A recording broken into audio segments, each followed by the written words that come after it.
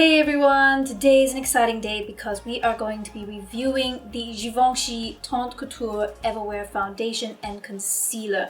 Now they're releasing 20 shades of the Everwear Foundation in Singapore. I believe globally there may be a wider shade range. It depends on markets, but here it's just 20 and there are 10 shades of the Everwear Concealer as well.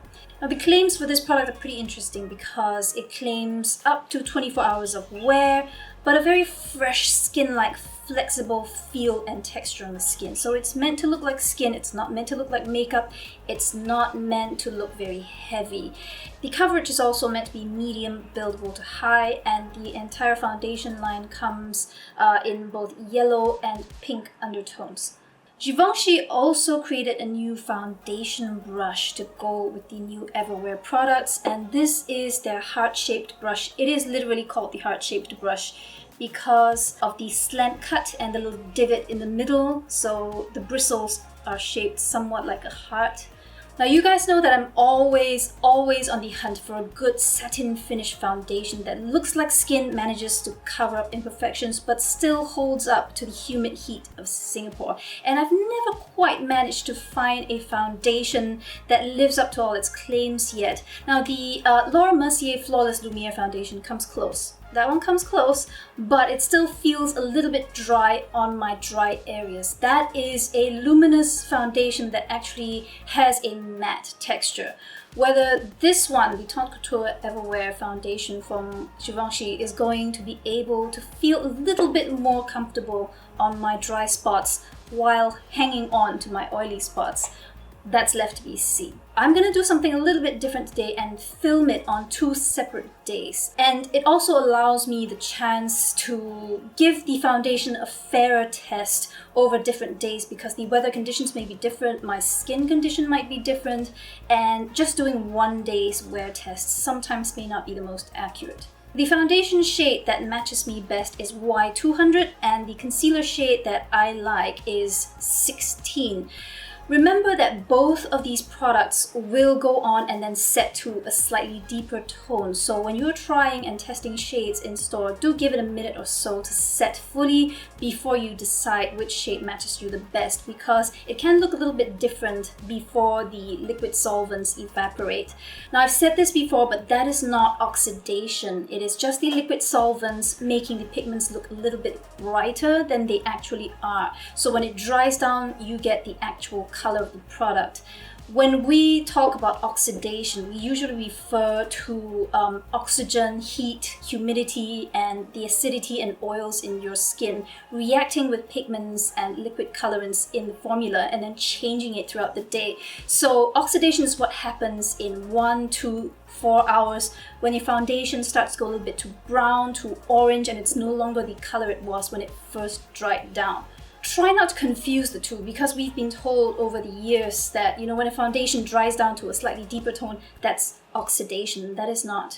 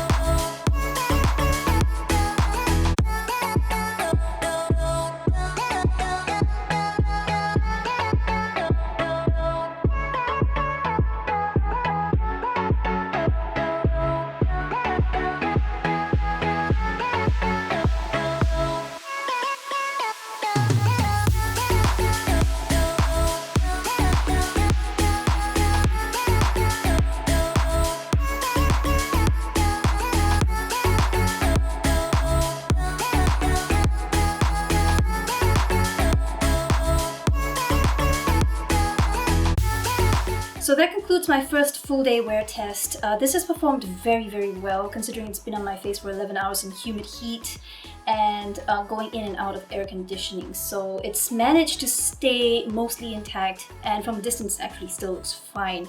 It's only when you look really up close that you'll notice that, it's kind of gathered around pores in my oiliest, most crease prone, most breakdown prone areas, which is my nostril. The inner cheek area is still looking okay, to be honest. Just slightly patchy where I applied concealer on top of the foundation, but it's the same on both sides. It's just that the coverage is no longer opaque in those areas anymore, so I can see a little bit of discoloration peeking through. Mild creasing under the eyes because I was talking quite a bit and laughing. That is quite normal. And this is a dry area of my face, so once I make expressions and things crease, they kind of, stay there. The lines just stay there for hours after that. And everything else is looking fine. It's not oxidized, it's still the same color it was when I applied it this morning, so that is a good thing as well. So I'll say it's pretty decent, and I'm gonna just sign off now, and I'll see you again on day 2. Bye!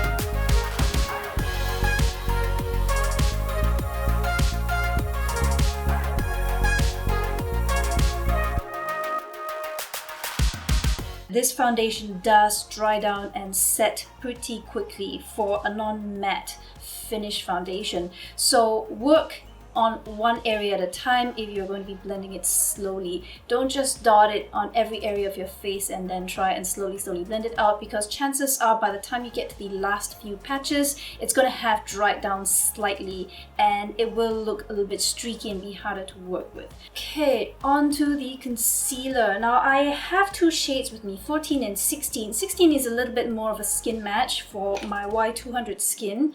Now I tried this out on IG story the other day, and I found that on camera it seems to bounce back quite a bit of light and looked a lot paler than it does in real life. In real life, this is more or less a skin match for me. I'm gonna test it on top of the Everwear foundation today, and we'll see if overall both products are quite transfer or touch resistant. I do want to add a note that this stayed very crease free under the eyes, though. It was beautiful looking.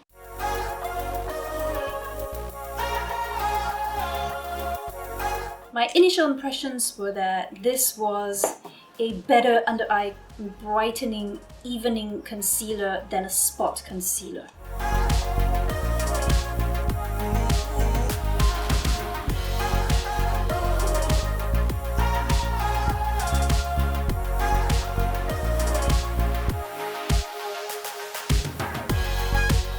So you can see it looks extremely bright, but as you blend it out and it spreads and dries down, it will set to one shade deeper than it appeared. So bear that in mind. The foundation itself also sets about half to one shade deeper.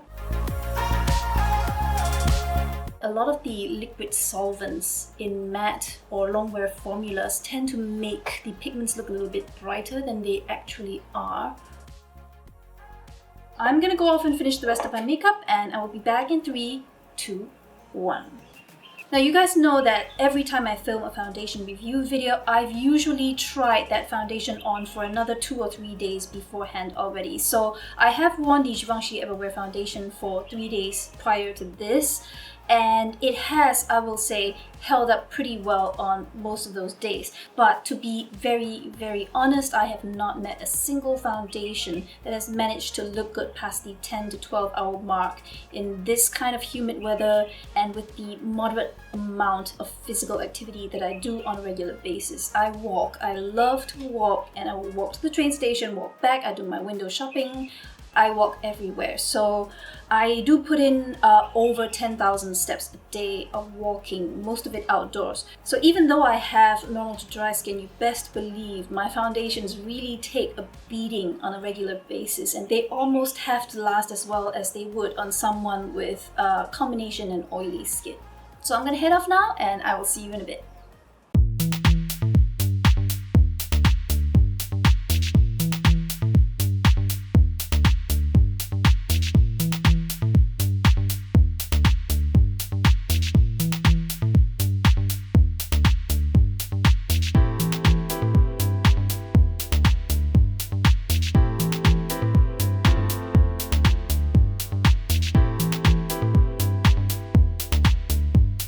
Hey guys, it is now 3 p.m. in the afternoon. I've worn the foundation for about 5+ hours now, and it's still holding up okay. I see a little bit more shine around my inner cheek area and nostrils, where I'm a little bit oilier. On the rest of the face, it's looking completely fine. There is no oxidation or color change. Obviously, it's not gone orange or anything like that. Under my eyes, I kind of feel like the coverage in the inner corner is sort of fading a little bit. You know that strange phenomenon where it's not worn off, it's not rubbed off, it's not patchy, but it just looks like the coverage has faded a little bit. Faded gracefully, but faded for sure.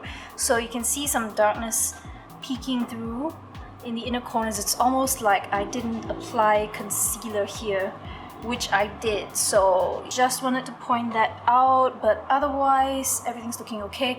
I'm probably gonna go off and use a sheet of blotting paper to take away some of the shine, just to see how long I can prolong this foundation, since the day before, when I recorded a full day wear test, I didn't blot at all, so we know that it will break down at about the 10 or 11 hour mark if I don't blot, and we'll see if that helps it to last a little bit longer.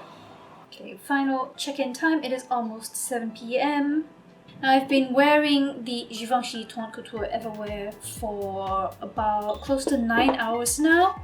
I've had it on since about 10 in the morning, and I walked around a bit, did a little bit of shopping, and then I came back in the afternoon. So it was maybe about 40 or 50 minutes of walking outdoors, and then maybe 30 minutes of indoor walking. So far it has stayed very intact. I'm seeing quite a bit of shine again. I blotted a little bit of sweat and oil off with a clean sheet of tissue, not an oil blotter, a clean sheet of tissue at about 4 p.m. in the afternoon. So that lifted off some of the oil and the shine, but not too much. And right now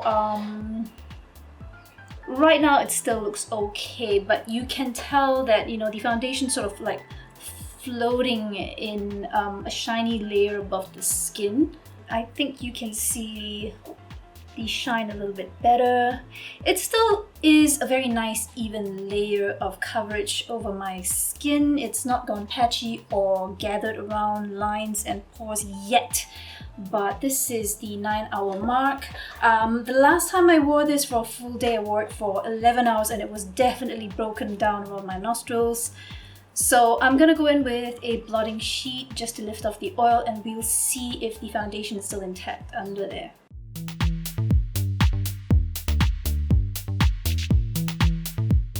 Ooh, that's a lot of oil today.